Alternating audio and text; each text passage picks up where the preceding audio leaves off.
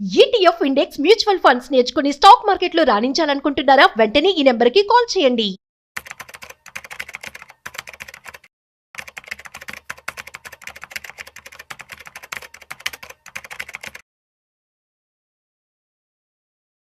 Sir నమస్తే sir. నమస్తే. Sir Sundara Rao Reddy గారు, ఇవాళ ఇండియాలో ఉన్నటువంటి మనీ మార్కెట్స్లో కానీ క్యాపిటల్ మార్కెట్స్లో అటు దలాల్ స్ట్రీట్లో బాగా ప్రముఖంగా ప్రస్తావనకు వచ్చిన విషయం మనీ లాండరింగ్ కేసులో అనిల్ అంబానీకి సంబంధించి దాదాపు 3,000 కోట్ల రూపాయల విలువైన ఆస్తుల్ని ఈడీ అటాచ్ చేసి జప్తు చేసినట్టు కూడా వచ్చిన వార్త నిజంగా ఇవాళ వ్యాపార వర్గాల్లో, ఇండియన్ స్టాక్ మార్కెట్ వర్గాల్లో ఉలిక్కి పడేలా చేసింది. అనిల్ అంబానీకి సంబంధించిన ఆయన సొంత ఆస్తుల్ని చివరికి ఆయన ఇంటిని కూడా ఇవాళ ఈడీ అటాచ్ చేసి పక్కన పెట్టిందంట.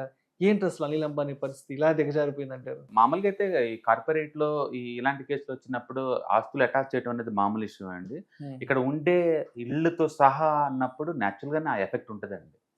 ఎందుకంటే కార్పొరేట్ ఆఫీసులు కాదు, ఇక్కడ నివాసం ఉంటున్న ముంబైలో ఇల్లు, మళ్ళీ రిలయన్స్ సెంటర్లో ఢిల్లీలో ఉంది, హైదరాబాద్ లో ఉన్నాయి, తూర్పుగోదావరిలో ఉన్నాయి. అన్ని 40 ప్రాపర్టీస్ సీజ్ చేశారు. వాటి మొత్తం కాస్ట్ ఎంత అంటే 3,084 కోట్ల వర్త్ అనమాట. ఇవన్నీ కలిపి కూడా ఈ రెండు మొత్తం కలిపి ఒకేసేనండి. ఎస్ బ్యాంక్ వాళ్ళు ఫ్రాడ్ చేసిన కేసులు అనమాట. వీళ్ళు ఎస్ బ్యాంక్ నుంచి రిలయన్స్ హోమ్ ఫైనాన్స్ కోది and Reliance and corporate finance ఈ రెండింటి కోసం వాళ్ళు అక్కడ అప్పు చేశారనమాట. అప్పు చేసినప్పుడు వీళ్ళు ఇంకా అప్లై చేయక ముందే డబ్బులు లేదని వాళ్ళకి కొన్ని అయితే ఫేక్ డాక్యుమెంట్ పెట్టి మరీ లోన్ తీసుకున్నమాట. మొత్తం మీద ఆ కేసులో ఇప్పుడు మనీ ల్యాండింగ్ కేసు కింద మొన్న 31st నోటీస్ ఇచ్చారు కదా, దానికి అనుబంధంగా ఈ రోజు ఫ్రీజ్ చేశారన్నమాట అసెట్స్ మొత్తాన్ని కూడా. అండ్ దాంతో ఇలా స్టాక్స్ మొత్తం 4 ఏదైతే ట్రేడ్ అవుతున్నాయి మొత్తం కూడా డౌన్ లో ఉన్నాయి ఈ రోజు. ఓకే. ప్రస్తుతానికి స్టాక్ మార్కెట్ లో వీళ్ళ కంపెనీస్ ఒకప్పుడు ఆల్మోస్ట్ 10 కంపెనీస్ దాకా ఉండేయండి. మొత్తం బ్యాంక్ అయిపోయినాయి లేదా అమ్మేశారు ఏలంపాటలో. ప్రస్తుతానికి 4 కంపెనీస్ రన్ అవుతున్నాయి. ఒకటి రిలయన్స్ హోమ్ ఫైనాన్స్ కండి. రిలయన్స్ హోమ్ ఫైనాన్స్ ఇది ₹3 ఉంది స్టాక్, ₹3.67. ₹3 ఉంది. ₹3. అది ఈ రోజు 3.8% డౌన్ అయింది. ఈ కంపెనీ మార్కెట్ క్యాపిటలైజేషన్ ఎంత అంటే 178 కోట్లు మొత్తం కలిపి కూడా. ఓకే, ఇప్పుడు కేసు నడుస్తుంది దీని మీదే. 2,000 కోట్లు ఫ్రాడ్ చేశారని చెప్పేసి. తర్వాత రిలయన్స్ పవర్ అండి, కతుకుతో అనిల్ అంబానీ ఉన్నట్లు పెద్ద ఆస్తి అంటే రిలయన్స్ పవర్ అనమాట ఇది. అండ్ ఇది ఈరోజు ఆల్మోస్ట్ 5.4% డౌన్ అయిందండి. అండ్ లైవ్ మార్కెట్ లో 46 రూపీస్ ఉంది స్టాక్ ఇప్పుడు. ఈ కంపెనీ మార్కెట్ క్యాపిటలైజేషన్ 19,000 కోట్లు. చివరికి అనిల్కి మిగులుతుంది ఈ కంపెనీ అనమాట. అండ్ రిలయన్స్ పవర్ ని చరిత్ర మర్చిపోదండి. ఒక్క నిమిషంలో ఓవర్ సబ్స్క్రైబ్ అయిన 2007లోనే ఓవర్ సబ్స్క్రైబ్ అయిన కంపెనీ అనమాట ఇది. అంటే 7 లక్షల కోట్లకు అప్లై చేశారు విత్ ఇన్ ద ఐపీఓలో. 18 సంవత్సరాల క్రితం. ఇప్పటికి హిస్టరీ అది. ఇప్పటికి కూడా ఏ ఐపీ కూడా అంత సక్సెస్ అవ్వలేదు. అంటే అప్పట్లో ఒక బిజినెస్ మ్యాన్ యొక్క హవా ఎంత నడుస్తుంది, వాళ్ళు తలుచుకుంటే సెకండ్స్ లో ఎంత డబ్బు వసూలు చేయగలుగుతారు దగ్గర నుంచి, వాళ్ళంటే బిజినెస్ వాళ్ళకి ఎంత నమ్మకం పబ్లిక్ అనే దానికి ఒక క్లాసిక్ ఎగ్జాంపుల్ అనమాట. ఎవరు మర్చిపోలేరు. ఎందుకంటే ఒక 1 మినిట్లోనే ఐపీఓ క్లోజ్ అయింది. అంటే with in the IPO close అయిపోలోనే ఆల్మోస్ట్ 7 లక్షల కోట్లకు అప్లై చేశారు పబ్లిక్. వీళ్ళు అడుగుతుంది ఎంత అండి, 11,000 కోట్లకి ఏం అడిగారు ఆ రోజులు అంతే. ఇది అప్పట్లో 2007లోనే చాలా పెద్ద రేట్ అనమాట అది. ఇప్పుడు లాస్ట్కి 46 రూపీస్ దగ్గర ఉంది స్టాక్. అప్పట్లో అమ్మింది 460 రూపీస్కి ఏమనుకుంటా. ఓకే, మొత్తం మీద 19,000 కోట్ల మార్కెట్ క్యాపిటలైజేషన్. తర్వాత రిలయన్స్ ఇన్ఫ్రాస్ట్రక్చర్ అండి, ఇది లైవ్ లో 215 రన్ అవుతుంది. ఈ రోజు 5% డ్రాప్ అయింది. ఈ కంపెనీ మార్కెట్ క్యాపిటలైజేషన్ 8,800 కోట్లు.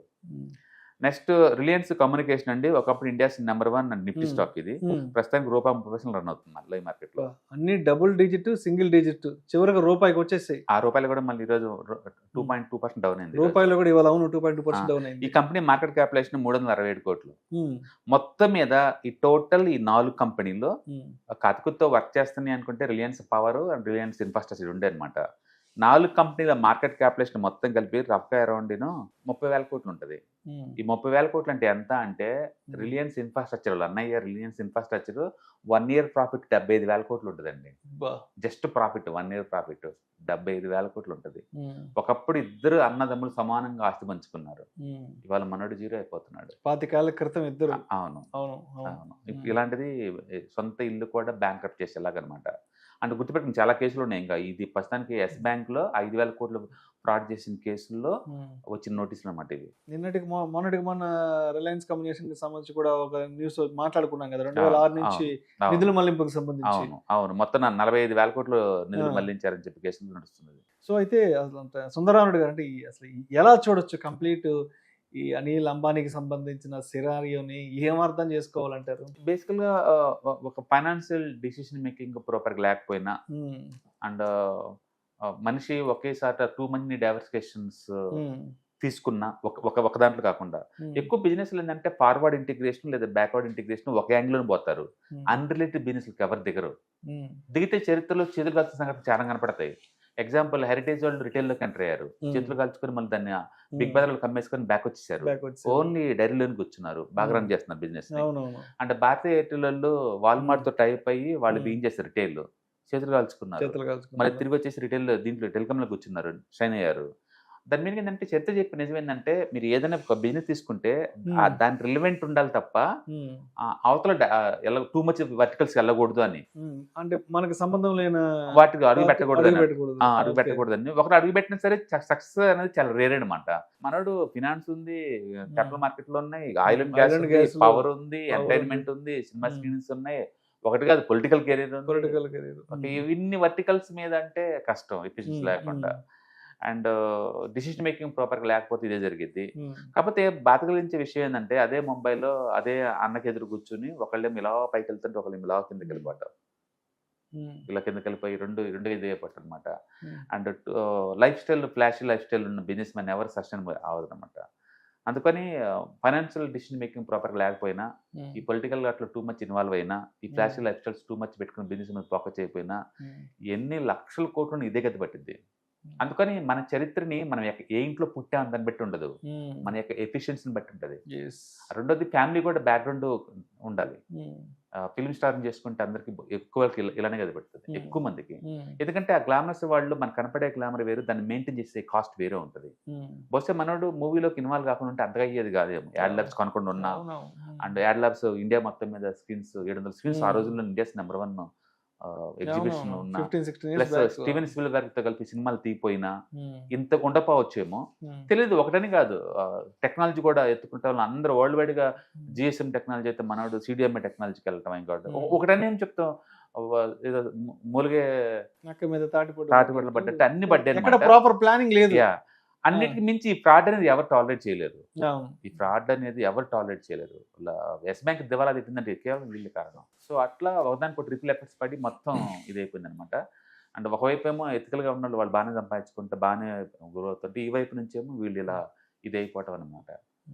సో యా, ఈ అన్నదమ్ముల మధ్య పోరు అన్ని చోట్ల ఉన్నట్టే ఇక్కడ కూడా ఒకటి హీరో ఒకడు జీరో లాగా వెళ్తున్నారు. అంటే ఒకప్పుడు ఫోర్బ్స్ లిస్ట్ లో రిచెస్ట్ పర్సన్ గా ఉన్న బిగ్గెస్ట్ పర్సన్ గా ఉన్న పర్సన్ ఇవాళ తన ఇంట్లో తన ఉండడానికి కూడా అవకాశం లేని సిచ్యువేషన్స్ లోకి జారిపోయారు.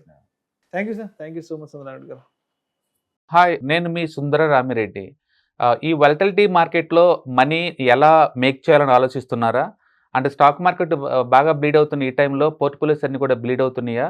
అండ్ ఈ వాలటిలిటీని ఎలా హ్యాండిల్ చేయాలి, లాంగ్ టర్మ్లో మంచి పోర్ట్ఫోలియో ఎలా బిల్డప్ చేయాలో ఆలోచిస్తున్నారా? అలాంటి వాళ్ళ కోసమే ఈ వెబినార్. రాబోయే ETFs, index funds and mutual funds వెబినార్లో పార్టిసిపేట్ చేయండి. మీ నాలెడ్జ్ పెంచుకొని రిస్క్ని మినిమైజ్ చేసుకోండి. స్టాక్ మార్కెట్లో ఉన్న ఇలాంటి వాలటిలిటీని ఎలా హ్యాండిల్ చేయాలో తెలుసుకోండి. Thank you.